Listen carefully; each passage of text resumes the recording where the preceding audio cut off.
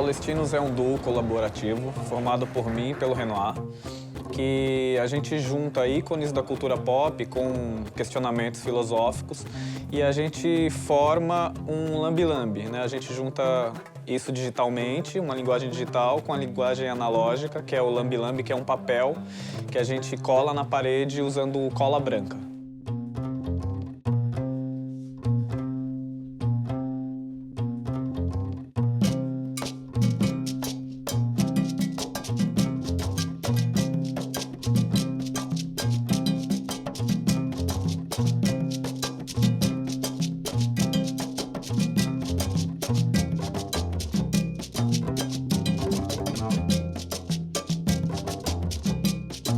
Paulistino é a mistura de paulista e nordestino, né? Que a gente está aqui em São Paulo há 22 anos, desde os 11 anos de idade.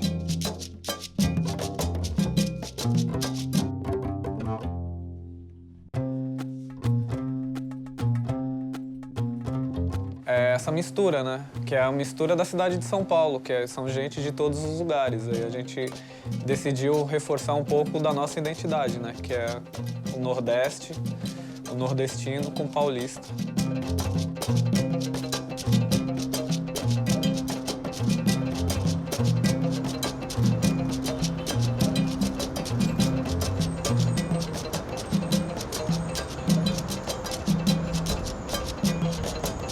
A gente está fazendo esse painel para chamar a atenção, levantar um pouco o questionamento sobre os refugiados, como aqui é a ocupação Leila Khaled. A gente fez a foto dela.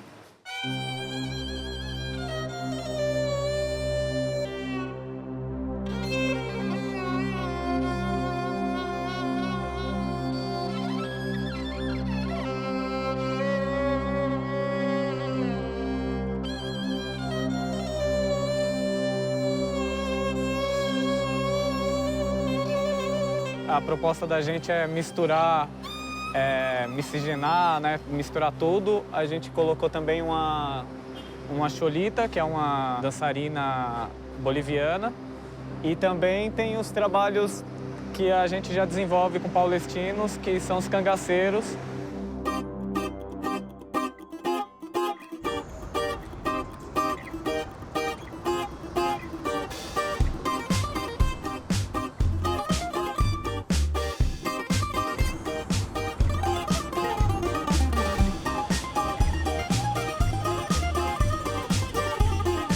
Eu, palestino, nasci na Síria.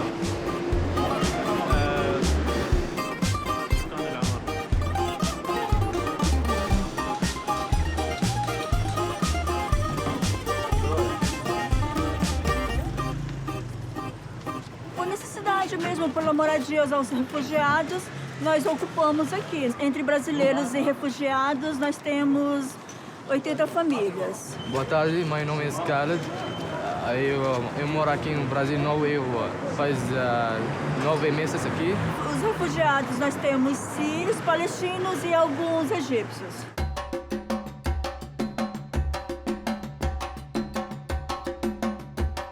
O refugiado, muitas vezes, é identificado com alguém que, sei lá, o cara aprontou, fugiu, né? Então, assim, para o senso comum, a palavra refugiado está longe de ser entendido como alguém que precisa de proteção.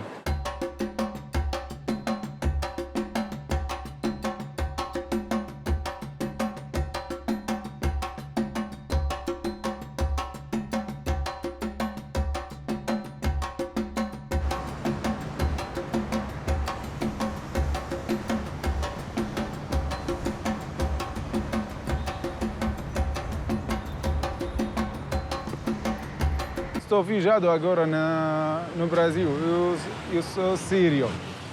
Então, acho para mim ser boa ideia, porque aqui no Brasil não tem ideia sobre o refugiado. Então, quando ele vê esse painel, ele sabe, ok, tem pergunta. Ok, refugiado, por que agora ele está refugiado? O que aconteceu no país dele?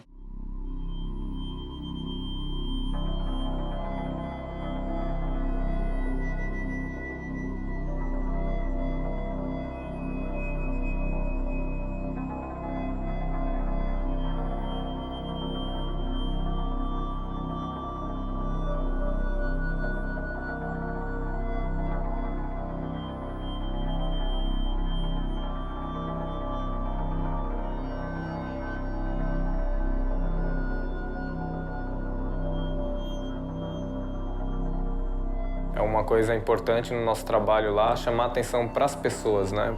É um comerciante que mora ali também, é uma família que vive numa ocupação, é uma família que vive numa pensão, é uma família que vive num apartamento, numa casa.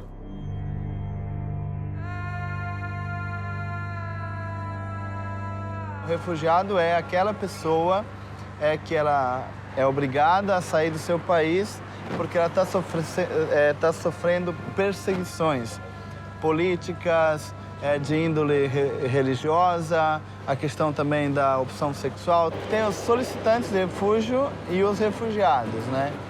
Se a gente contar os solicitantes, na cidade de São Paulo tem mais de 12 mil hoje vivendo na cidade de São Paulo, né? Os refugiados, contando os reconhecidos, são em torno de 3.700 na cidade de São Paulo.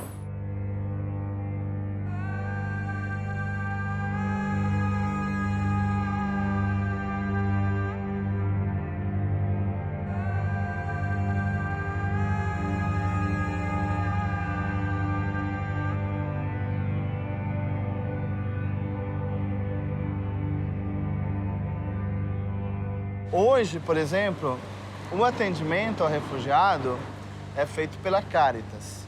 Digamos, o refugiado ele chega lá no aeroporto, ele se declara refugiado, então a própria Polícia Federal já o encaminha para a Caritas, né? E a Caritas faz esse primeiro atendimento, encaminha para um abrigo e para fazer a entrevista na Polícia Federal.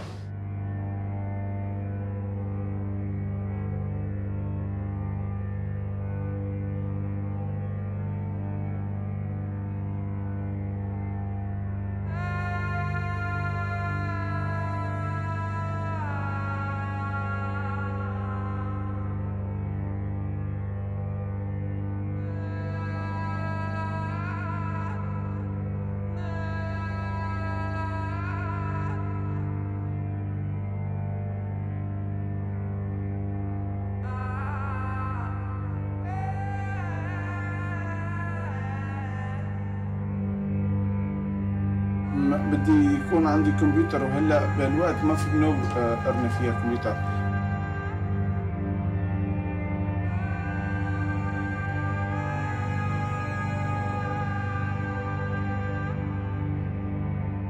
Eu trabalhava como engenheiro na Síria. Eu tenho a minha escritório. Eu tenho 3 lojas. Eu para vender roupa para a criança. Tenho a minha vida na Síria. Mas quando você vai chegar aqui, você precisa trabalhar qualquer coisa. Não trabalhar como sua diploma, não como engenheiro, como médico. Você precisa trabalhar qualquer coisa.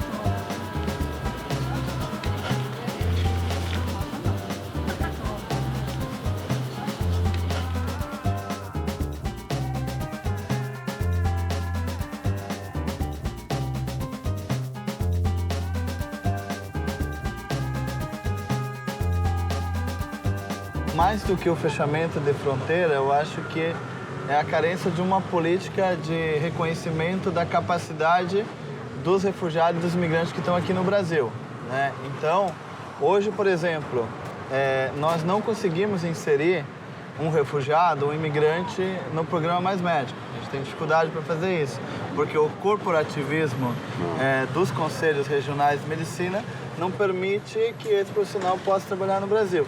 E o mesmo vale também para os engenheiros, técnicos, né, que estão aqui no Brasil, são haitianos, são senegaleses, são da Burkina, da Nigéria, da Síria, da Palestina, etc. São assim, pessoas altamente capacitadas, né? E a gente não tem um programa que permite uma validação rápida dos diplomas dessas pessoas para que eles possam disputar aumentar a mão de obra nesse mercado mais qualificado.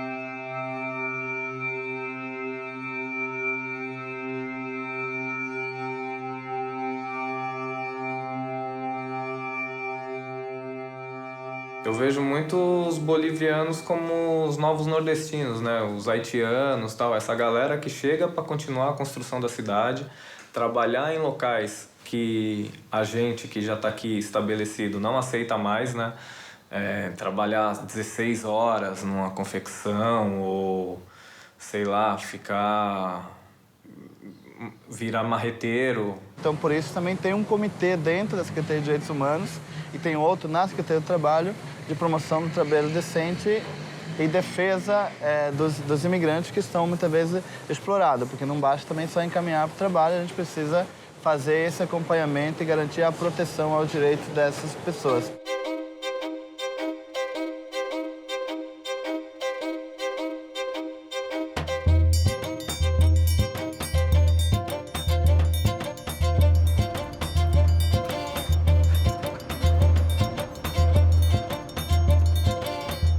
Eu já ouvi uma pessoa dizer que não gostava dos bolivianos porque eles vinham roubar os nossos empregos. O Brasil é um país que se formou violando direitos humanos. Tem preconceito com o indígena. Então, preconceito com o equatoriano, com o boliviano, com o paraguaio que fala guarani é muito grande. Porque, no fundo, é aquele preconceito que nós ainda não resolvemos como país com os nossos próprios indígenas, né?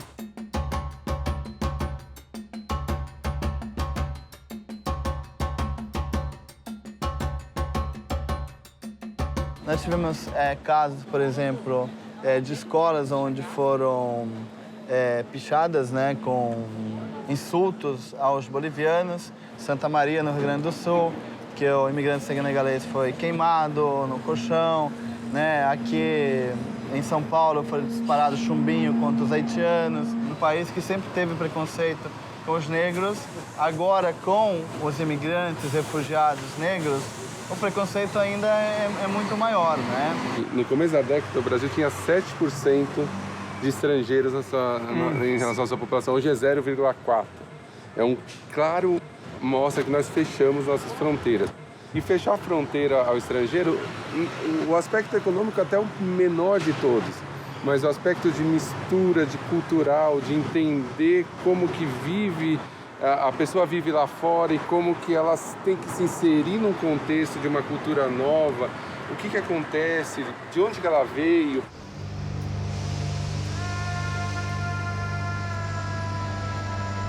Uma forma de você vencer o preconceito, a xenofobia, é você dar a conhecer as culturas, né? Eu acho que a gente tem medo daquilo que a gente não conhece, né? A partir do momento que você conhece a cultura desses refugiados sírios, dos palestinos, dos chineses, dos imigrantes africanos, etc., a gente vai criando espaços de convivência entre todos, né? E eu acho que é muito mais frutíferas qualquer campanha que possa vir depois de combate à xenofobia.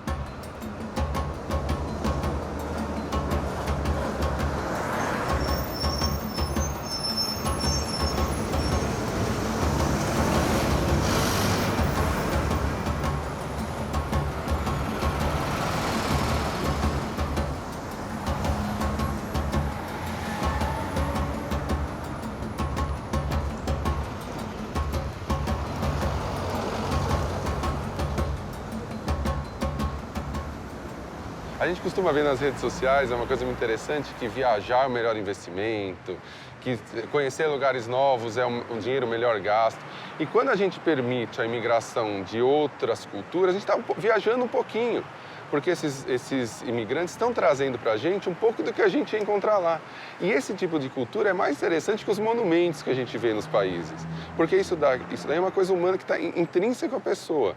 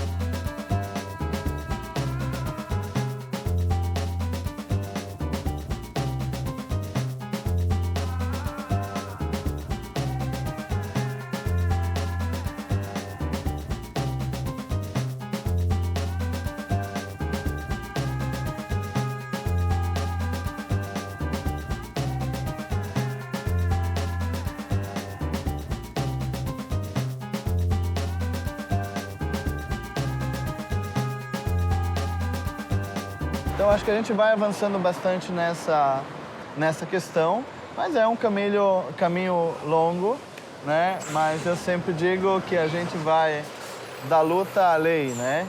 Então, e não o contrário, né? Então acho que essa é a grande luta dos migrantes e refugiados hoje aqui no Brasil, né?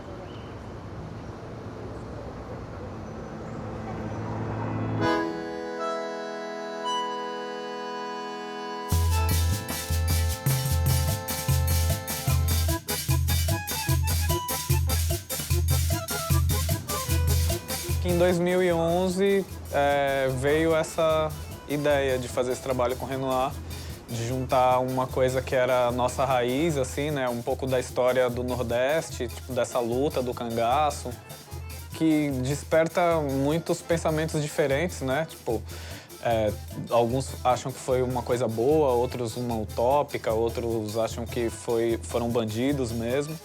E trazer essa discussão de juntar isso com ficção científica e virar tudo uma ficção na rua, né?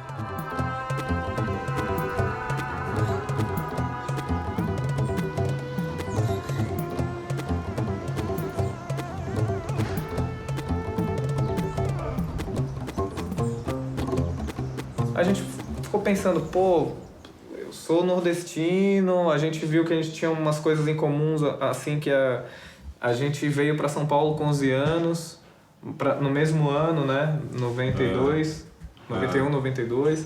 Foi uma época que tava rolando umas coisas estranhas também, né? Assim, em relação ao nordestino também, a gente questionou, né? Então, que a gente fala 2000, que... muita gente fala, pô, você quase não tem sotaque e tal.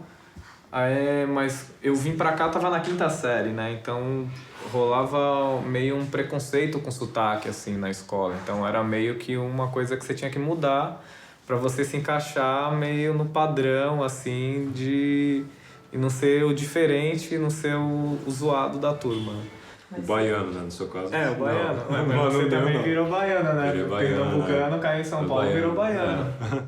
Eu nasci em Olinda, só que, sei lá, vivi lá há 2 anos, assim, fui bebê para Caruaru, que é a região agreste. Tenho mais 3 irmãos, assim, 2 irmãs e um irmão. A gente veio com os meus pais, porque vieram também para trabalhar também, né? Meu pai vieram nessas condições, né? Assim, não queria, assim, minha mãe não queria, ninguém queria sair de lá. É muito louco. Mas a gente veio sem opção, né? E a gente viaja muito nesse lance da ficção científica mesmo, né? O que é verdade, o que é mentira, né? A gente vê, assim, lendo, a gente morou junto, e então, querendo ou não, a gente lia muitas coisas parecidas. Ficções, assim, meio... um futuro meio sombrio, saca? Um personagem, assim, que a gente acabou trabalhando bastante nos últimos tempos foi Sabotagem. Pra gente acaba se tornando super-herói. Meio um santo, né? Sei lá, o cara que surge, manda uma mensagem fortíssima e depois desaparece, né? Nosso trabalho é muito aberto pra gente agregar o que quiser. Tipo, a gente agregou a música também. A gente mistura com poesia de poetas que já existem, com cinema, né? A gente pega algumas coisas de cinema. Pô, a gente acaba não tendo fronteira, né, cara? Acaba não tendo fronteira, isso é que é interessante. Voltando para aquele assunto inicial lá, pô... dos refugiados e tal, a gente acaba se refugiando em todos os lugares, né? A gente pira muito nessa coisa de troca de informação, né? Acho que é sempre uma troca de informação. Eu passo um conhecimento para o Renoir passa para mim, para você, a gente vai trocando as coisas, né? E aqui é muito uma alusão também à música do Chico Science, né? Que é um satélite na cabeça.